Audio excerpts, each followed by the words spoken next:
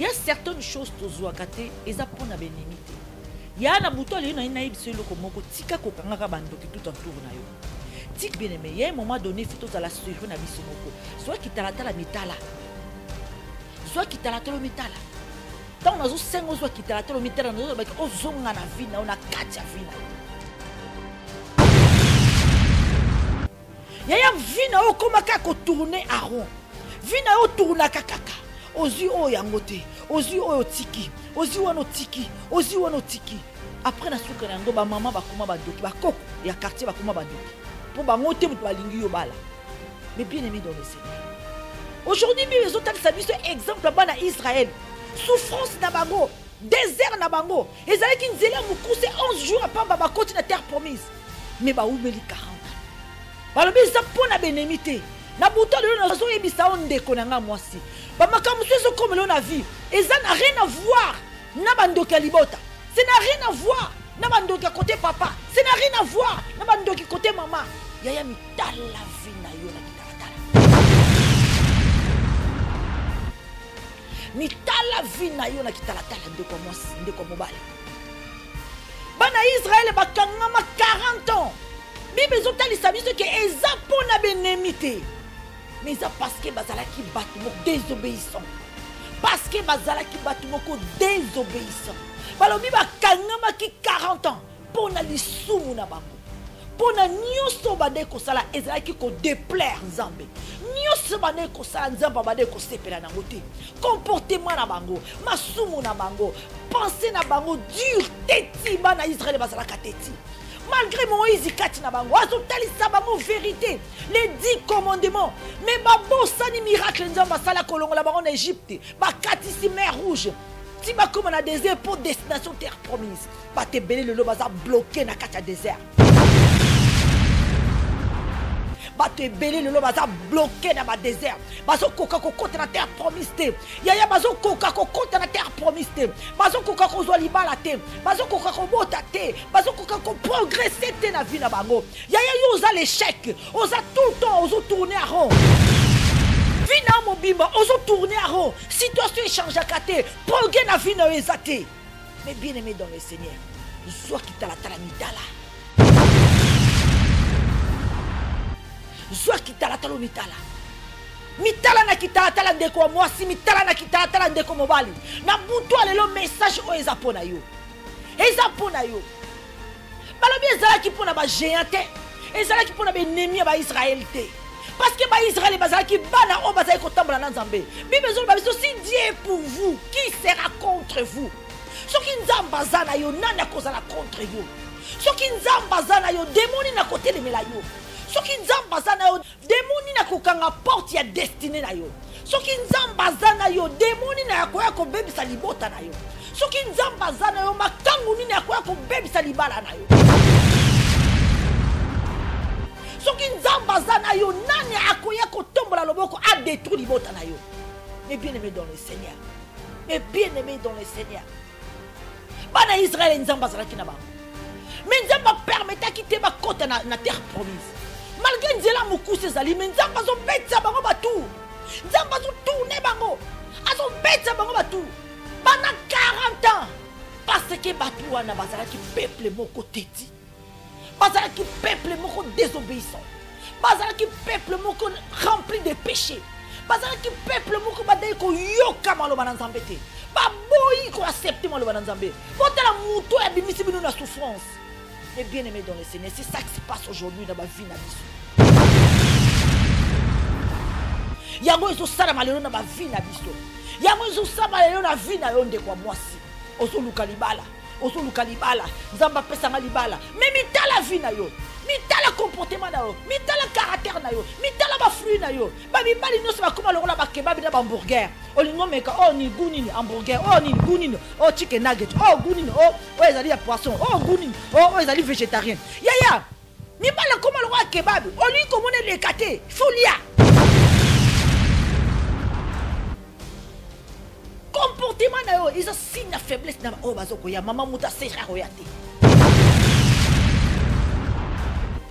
Faiblesse na yo. comportement na yo faiblesse na yo sexuelle eza signe ya message codé ko lancer na mibali o bazwa pembe na yo muta sérieux ko yate ata linga ki azala sérieux mais tant azo mona faiblesse na yo la bi c'est qui ngani na leki na facilité na nzela oyo batu mususu pe baleka na facilité keke bana ba raisonnement mibali yaya mutu moko kaka pa na mbeto keli ya kebabi mutu moko kaka pa na mbeto keli ya hamburger Libala, Libala, Bolingo, mariage. Libala, Libala, Bolingo, mariage.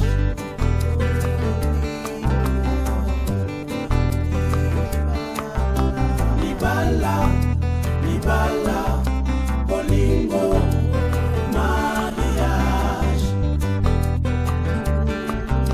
Libala, Libala, Bolingo, mariage.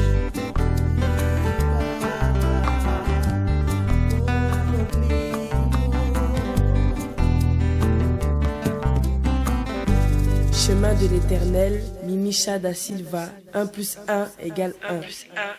Alléluia, oh Alléluia, chantons Alléluia, oh Alléluia, Alléluia, oh Jésus est le Dieu sauveur, le chemin, la vérité, la vie, le rejeton de David. Alléluia, vaillant guerrier, l'ami fidèle, c'est lui Emmanuel, Dieu parmi nous. Alléluia Jésus, je t'adore. Tu es la parole de Dieu. Alléluia. Toi le roi des rois, le Seigneur des seigneurs. Tu es assis sur ton trône, Seigneur mon Dieu, mon roi. Reçois l'honneur, la puissance éternelle. Nous qui étions sans Dieu, mais au travers de ta mort à la croix, nous avons reçu le pardon des péchés. Merci pour l'œuvre de la croix. Que ton nom soit loué. Tu es Dieu, Jésus. Alléluia. L'auteur de la création de Dieu, les témoins fidèles, un héros qui sauve. Le chef de toute domination et de toute autorité, l'image de Dieu invisible. Le sang, le véritable, le premier, le dernier, l'alpha et l'oméga.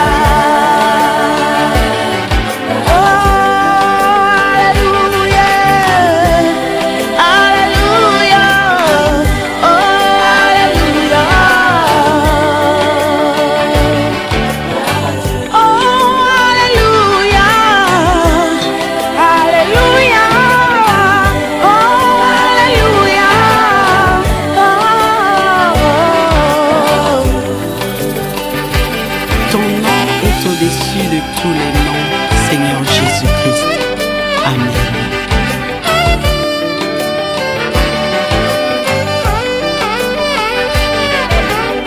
Gloire à Dieu, gloire à Dieu, gloire à Dieu, gloire à Dieu, gloire à Dieu. Ce soir, nous sommes là encore une fois dans notre affaire mariage, cette émission que nous donne l'opportunité d'apprendre des choses du mariage. Soyez tous les bienvenus dans cette émission Affaires mariage. Mimicha da Silva devant vos écrans. Ce soir, on parlera de quelque chose de très important dans la vie de chacun de nos femmes ou l'homme. Lelo pensé nanga eke na ba célibataire, lelo pensé nanga eke na ba o nyoso bazulinga lobi bakotanda ko mabala, lelo pensé nanga kanisi bino, lelo méditation lelo bana lelo. En tout cas, le Seigneur m'a donné une parole tout simplement na ba o nyoso bazo ko envisager un jour bakotanda ko libala ba o peut-être bazalaki na ba relation ekufa ba koma ba femme seule, ba koma ba homme célibataire, ba koma ba divorcé, ba koma ba séparé. Mais ce soir aujourd'hui nzamba lingi to partager les loba moko que c'est très important ko zo maloba na nzambe au sérieux. C'est très important ko mi pesa na maloba na nzambe. C'est très important ko vivre maloba na nzambe. Mais bien aimé dans le Seigneur, na société to zo vivre lelo, ba to baza surtout na facilité. Facilité ya ko pesa faute, ya ba malheur na bango et pas baninga. En tout cas, ça c'est la réalité d'aujourd'hui. Bato baza pressé à couper sa faute. Ba malheur est comme la bango. Ba malheur baza ko vivre. Baza na tendance ya couper sa faute c'est pas baninga.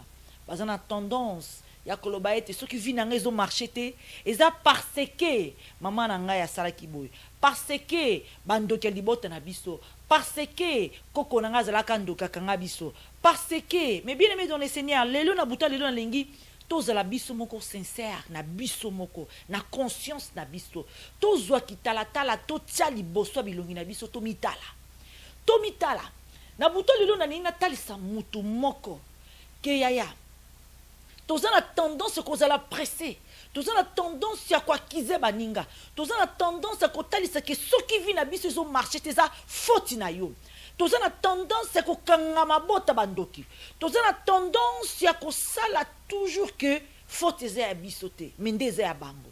Mais bien dans le Seigneur aujourd'hui na lingaki natalisa bino histoire bana Israël yango o ezosalama na société na biso lelo tamba zotalisa biso histoire bana Israël na kati na Egypte baganga balela nzambe yaka kokangola biso na souffrance oyo nzambe atindili bango Moïse abimisi bango na kati ya souffrance ya Egypte bango wana bamoni loboko na nzambe bamoni miracle na nzambe la mer rouge efungwami baleki. Mais bien aimé dans le Seigneur, mais pour bakoma na terre promise, pour bakoma na destination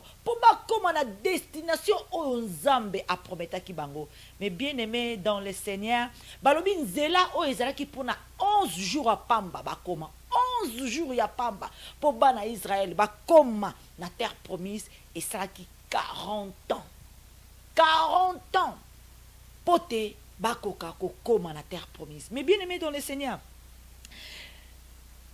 tant on a tangi liloba oyo, tant on a yoki liloba oyo, na lobi Bible zotali sabiso lisusu ke bana Israël basali 40 ans au lieu de 11 jours. Nzele ya mukuse zalaki pour bakota mbala mona terre promise. Mais tala tangu mulai ba umeli 40 ans basali 40 ans au lieu de 11 jours. Et puis pour na bana Israël ko umela o ba umela ki na désert wana ezalaki faute na bango te. Ezalaki toujours faute ya ba ennemi na bango. Faute ba ennemi na bango. Ba Philistins, ba oyo banani, ba ennemi na biso, ba géant, o bazo ko empêcher biso to côté na terre promise, ba ennemi tout en tour, bazo ko empêcher biso. Mais bien aimé dans le Seigneur. Mais bana Israël bazo bosala te ke bazalaki na Nzambe. Ce sont des enfants oyo batambolaki na Nzambe. Nzambe bazalaki na bango. Mais au lieu de 11 jours, basali 40 ans. Yobi na mituni ngabi. Mais pourquoi au lieu de 11 jours, bana Israël basala 40 ans? C'est à ce moment-là que Dieu me donne cette révélation. Mais bien aimé dans le Seigneur, ezalaki pona benemi na bangote, bana Israël basala 40 ans na désert. Ezalaki pona benemi na bangote. Ezalaki pona ba ismaéliste te. Ezalaki pona benemi na bangote. Mais soki bana Israël basalaki 40 ans na désert. Ezalaki surtout pona masumu na bango, pona désobéissance na bango, pona état ya mentalité na bango, pona raisonnement na bango, pona manière na bango ko vivre, pona ba fruit o bande ko lakisa, pona teti o bazalaki na yango na désert. Mais bien aimé dans le Seigneur, ce soir Dieu veut parler à une femme. Nzamba lingi alobela mwasi moko na butwa lelo. Nzamba linga lobela célibataire moko, nzamba linga lobela divorcé moko, nzamba linga lobela oyo peut-être za séparé, nzamba linga lobela yo mutozo ko envisager ko tanda wa libala. Mais bien aimé dans le Seigneur, aujourd'hui peut-être tant soso ozana position moko ozoloba ki nazo luka libala, nzambe nazo luka libala, nzambe na kota na libala, nzambe nazo molonga ni ya bien, nazo mobala ko proposer nga libala bien. Na ina talisa yo. Il y a certaines choses tozouakate eza pona benemite. ya na buto le na biso eloko moko tika kokangaka bandoki tout entour na yo tika kokangaka bakoko bato bandoki na libota tika kokangaka ba mama bato bandoki na libota tika kokangaka bakoko famille na ngai yo côté papa na ngai yo côté mama na ngai tika kokangaka bato bandoki na libota soit disant baza bandoki ya malheur na yo bango nde bakanga banzela obota te bango nde bakanga banzela obala te mais bien aimé y a un moment donné fito za la sur na biso moko zwa kitalatala mitala zwa kitalatala mitala tant nazo sengo zwa kitalatala mitala nazo baki ozonga na vie na ona kati ya vie na yo yaya ezana ba souffrance mususu esengela ki 11 jours à pamba ezana ba difficulté mususu na vie na yo esengela ki 11 jours à pamba pour les kana yango mais osali 40 ans na souffrance wana yaya vie na yo komaka ko tourner à rond vie na yo tourna kakaka ozi o yango te ozi o tiki ozi wana tiki ozi wana tiki après na suka na yango ba mama bakoma bandoki bakoko ya quartier bakoma bandoki pour bango te mutu balingi yo bala mais bien aimé dans le Seigneur aujourd'hui les autres sabiso exemple bana Israël souffrance na bango désert na bango ezalaki nzela mukuse 11 jours à pamba bakoti na terre promise mais ba umeli 40 ans balobi za pona benemité na buto lelo nazo yebisa ondeko na nga mwasi ba makambo sezo comme na vie eza na rien à voir na bandoki ya libota ça n'a rien à voir na bandoki côté papa ça n'a rien à voir na bandoki côté maman yaya mitala vie na yo na kitalatala mitala vie na yo na kitalatala ndeko mwasi ndeko mobale bana Israël bakangama 40 ans bible ezotalisa biso ke eza pona benemite parce que bazalaki bato moko désobéissant balobi bakangama ki 40 ans pona lisumu na bango pona nyonso bande kosala ezalaki ko déplaire nzambe nyonso bande kosala nzambe bande kosepela nango te comportement na bango masumu na bango pensée na bango dur teti bana Israël bazalaka teti malgré Moïse kati na bango azotalisa bango vérité les 10 commandements mais babosani miracle nzambe asala kolongola bango na Égypte bakatisi mer rouge si ba comme na désert pour destination terre promise ba te belé le baza bloqué na kati désert ba te belé le baza bloqué na ba désert bazo koka kokota na terre promise te yaya bazo koka kokota na terre promise te bazo koka kozwa libala te bazo koka kobota te bazo koka ko progresser te na vie na bango yaya yo oza l'échec oza tout le temps ozo tourner à rond na mobimba ozo tourner à rond situation change à kate progrès na vie na ezate mais bien aimé dans le Seigneur zwa kitalatala mitala zwa kitalatala mitala mitala na kitalatala ndeko mwasi mitala na kitalatala ndeko mobali na butu alelo message o eza pona yo balobi ezalaki pona ba géant te ezalaki pona ba ennemi ba Israël te parce que ba Israël bazalaki bana o bazali kotambola na nzambe bible zo babiso si Dieu est pour vous qui sera contre vous soki nzamba zana yo nani akozala contre yo soki nzamba zana yo demoni na kote lemela yo soki nzamba zana yo nini na kokanga porte ya destinée na yo soki nzamba zana yo demoni na yakoya ko bebisa libota na yo soki nzamba zana yo makangu nini yakoya ko bebisa libala na yo soki nzamba zana yo nani akoya ko tombola loboko a détruire libota na yo mais bien aimé dans le Seigneur bana Israël nzamba zala kina bango mais nzamba permettra quitter ba côte na terre promise malgré nzela mukuse zali mais nzamba zo betsa bango batour nzamba zo tourner bango azo betsa bango batour bana 40 ans parce que batou wana bazala ki peuple moko teti bazala ki peuple moko désobéissant bazala ki peuple moko rempli de péchés bazala ki peuple moko badai ko yoka maloba na nzambe te baboyi ko accepter maloba na nzambe botala muto ya bimisi binu na souffrance. Mais bien aimé dans le Seigneur, c'est ça qui se passe aujourd'hui dans ma vie nabiso. Yango izo sala malero na ma vie nabiso. Yango izo sala malero na vie na yonde kwa mwasi. Ozo luka libala, nzamba pesa nga libala. Mais mitala vie na yo, mitala comportement na yo, mitala caractère na yo, mitala ba fruit na yo. Ba mibali nyonso ba koma lokola ba kebab na ba hamburger. Olingo meka oh ni gunini hamburger, oh ni gunini, oh chicken nugget, oh gunini, oh ezali ya poisson, oh gunini, oh ezali végétarien. Yaya mibala koma lokola kebab, oli komone lekate, folia. Comportement na yo, ils ont signe na faiblesse na o bazoko ya mama muta sera royate. Faiblesse na yo.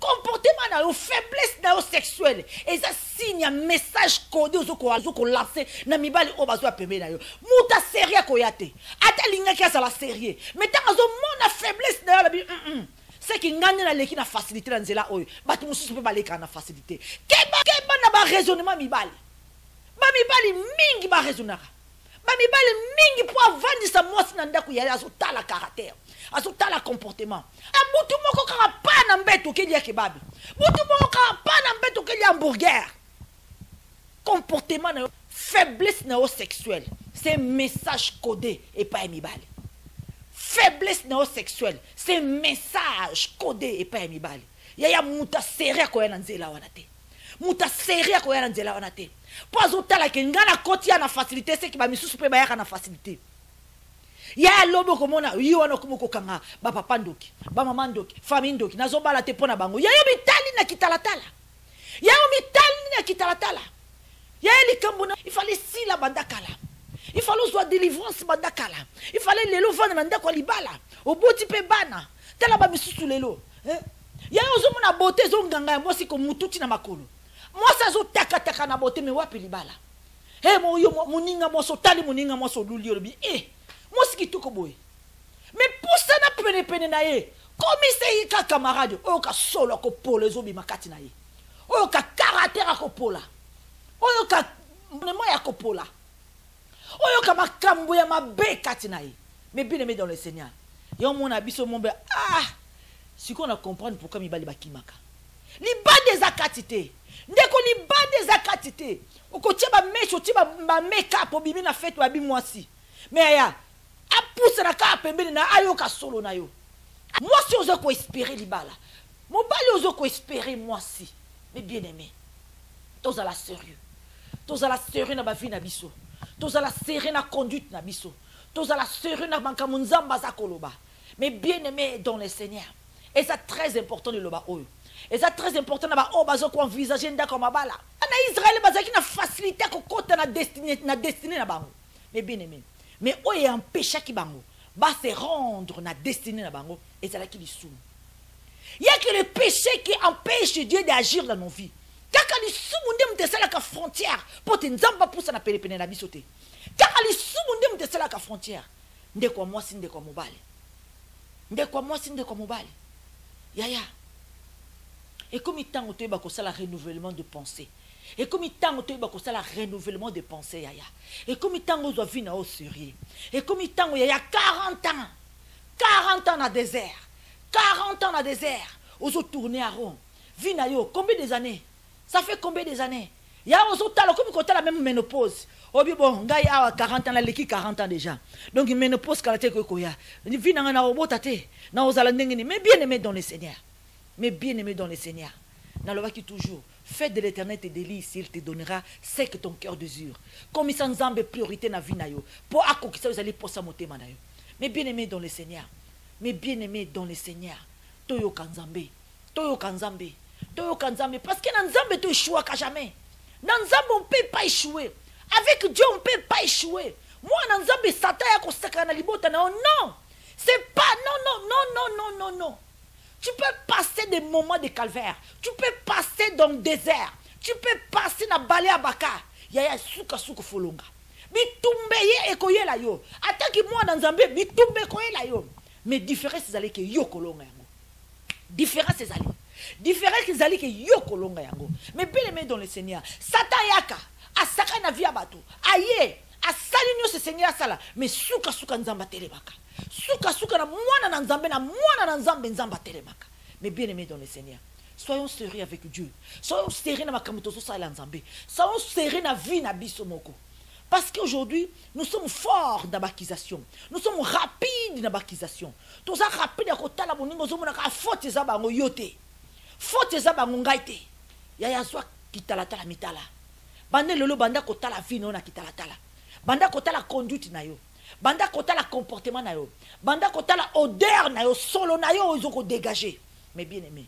Quand ça que ba malheur mingi la rabiso ezalara faute ya ba parents, faute ya ba koko, faute ya ba lien, ya ba koko akala. Ya vie na yo. yo moko bakisaka dose na ndenge oza kotambola, yo moko bakisaka dose na conduite na yo. Et puis lelo koyoka combien de fois kota na église bateo maloba na Nzambe obi o izangai bazolobela ngai metango bimika na église wana ozongili vi na yo, ozongili entourage na yo, ozongili batu na yo, ozongili milieu na yo. C'est difficile, Yaya. Difficile de t'en sortir. Difficile de pouvoir t'en sortir. Difficile de pouvoir atteindre ta délivrance. Tant que Yosa toujours entouré. Na bateau bazana na mentalité, na raisonnement négatif. Bateau bazana kati na lisumu. Bateau ba liar à lisumu tongo midi pourquoi. Bateau ba lingi nzambete. Bateau ba pesa mo kongo na nzambe. Bateau ba lingi maloba na nzambete. Bateau maloba na nzambe. C'est impossible ya kokokisa yango. Yaya yo kangamika na kati na bango. Yo kangamika na milieu wana. Comment c'est possible au changement et quoi atteindre yo? Et l'ora liboso avant changement et atteindre yo. Longwa na katikati na bango. Longwa na milieu na bango. Commence maintenant à chercher Dieu, à chercher, écouter la parole de Dieu. Écoutez la parole de Dieu. Banda ko yo kamaloba na Nzambe, etikala na motema na yo. Banda ko tiango na pratique pour vivre miracle na Nzambe. Pour comment na kati na destinée na yo. Pour retrouver chemin à destinée. Pour retrouver chemin à Canaan, pour retrouver la terre promise. Mais bien aimé dans le Seigneur. Vous savez aujourd'hui, tous a pressé. Yakolobake, Dieu a donné sa vie pour nous. Et nous avons hérité. Nous avons hérité. Toutes les bénédictions nous appartiennent. Maintenant, nous sommes appelés les enfants de Dieu. Tous a droit. Ma bénédiction est abisso. Ma balle est abisso. Ban est abisso. Vos yeux est abisso. Yaya, oui. Et ça, très important. Oye, tokoye, mais c'est important. Mais qu'on zoyango. Posséder. Nous déclarons, nous faisons des déclarations. Nous sommes plus que vainqueurs. Nous sommes bénis en Christ. Dieu nous a donné tout. Mais bien aimé, mais prendre possession de ce tout. Zoa possession pour Simbango, pour Zoyango. C'est ça le problème. C'est ça comme exercice à ma casse. Entre-temps, nous avons les bénédictions. Et c'est Zoyango. Mais c'est le péché qui nous empêche d'atteindre nos bénédictions. C'est le péché qui fait frontière entre nous et ce que Dieu nous donne. C'est le péché qui fait que nous ne puissions plus voir le chemin de la terre promise. C'est le péché qui nous empêche d'atteindre notre destinée. Péché, l'isumu, vie na yo, conduite na yo, mentalité na yo. Mais bien aimé, il y a un blocage na vie na yo.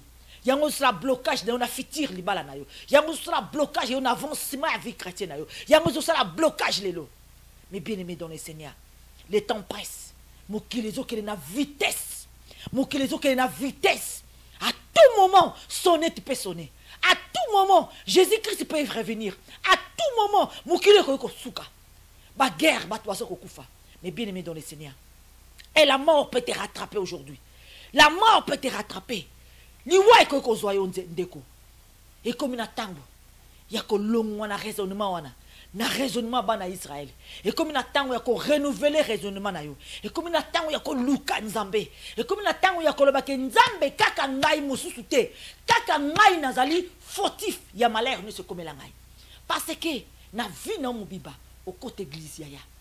Na kimokolo na yo nengo zawana au côté église oyoka maloba na nzambe frère ya ki côté ayo ndeko mwasi ya ki côté ayo okutala ki na pasteur apesa ki yo bible okutala ki na frère kingani atakisa ki maloba na nzambe ba invita ki yo na église okende ko yoka ki mais osala ki ni na maloba wana te opesa ki yo importance te parce que diable o asala kakati na yo abande oziloka libande église tango bimika kale seulement c'est kota ikati na yo alongolio azongisio na milieu azongisio na muziki azongisio epai boninga kolangwa kobina nyonso ya mokili epai uzoka guna mokili epai lenga mokili parce que Satan azo régner azongisio na milieu wana parce que po bota ba fruité parce que po longwa na kat na minyololo te parce que pour alingi o demere kuna pour jamais au monanzela ya la terre promise nzamba pombola bino na buta lelo message yango nzamba tsaki na motema nanga c'est très important ya koyeba ke soki tozo sala 40 ans na désert soki tozo tourner à rond et ça la kaka pona benemité et ça kapona benemité mais ça plutôt pona masumo na biso désobéissance na biso pa ya nzambe nzamba lobi ke nazana bino mais malgré bozana nzambe mais boni ko yokela été boni ko sala makamuna ndenge na bino mais bien aimé dans le Seigneur tokende nulle part soki toboyi nzambe tokende nulle part vi na biso ekosuka kaka na kotourne a rond oyo tokanisaka un jour tokende toamata toaboutir barelation tozozwa esala mwa progrès lelo toza bami lobi tokomi bafiancé lobi tokomi mwasi na mobali lobi toboti lobi mpe tokoli tomoni bakoko baprogrès wana tolukaka yaya tant que tolingi nzambe te c'est difficile tokora vivre.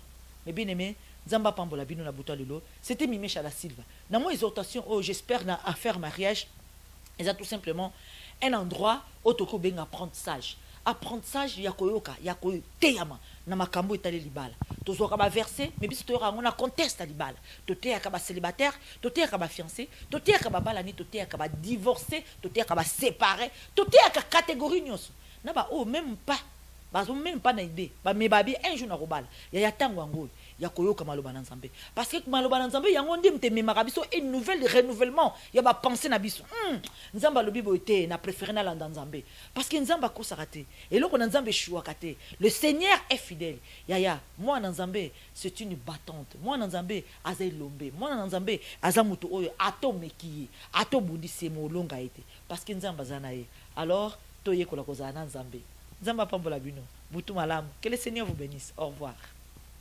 Et il y avait de nombreuses couronnes sur sa tête.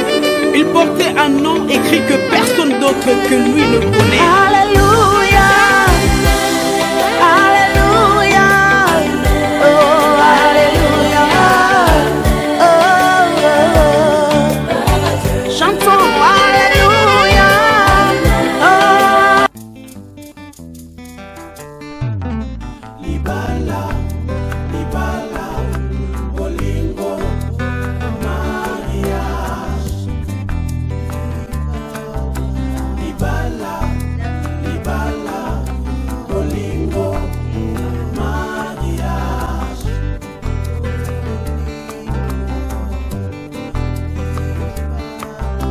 Libala, libala, bolingo, mariage. Libala, libala, bolingo, mariage.